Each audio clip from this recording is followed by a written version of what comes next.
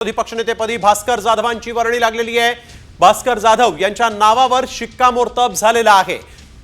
शिफारशीचं पत्र हे थोड्याच वेळात मिळणार आहे। यावेळेस साम टीव्हीवर एक सगळ्यात मोठी आणि महत्त्वाची बातमी आपण बघतोय। भास्कर जाधव विधानसभेचे आता विरोधी पक्षनेते असणार आहेत।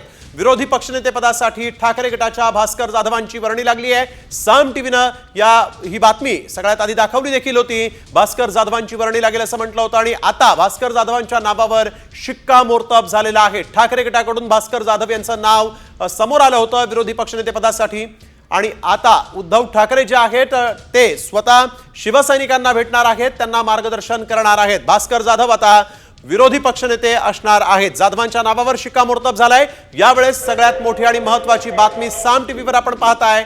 राज्याची एक सगळ्यात महत्त्वाची बातमी, विरोधी पक्षनेते आता भास्कर जाधव असणार आहेत। गिरीश कांबळे आमचे प्रतिनिधी आपल्या सोबत यावेळेस फोन लाईन वरून जोडले गेलेत। गिरीश, काय अधिकची माहिती?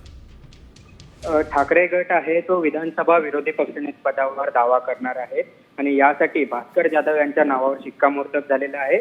या शिफारशीचा पत्र आहे, जो प्रस्ताव आहे तो पक्षप्रमुख उद्धव ठाकरे थोड्याच वेळात विधानसभा अध्यक्ष राहुल नार्वेकर यांच्याकडे देणार आहेत आणि थोड्या वेळातच ते या ठिकाणी राहुल नार्वेकर यांची भेट घेण्यासाठी पोहोचणार आहेत। सध्या ते आमदारांसोबत चर्चा करत आहेत, याबाबतची त्यांना माहिती देत आहेत।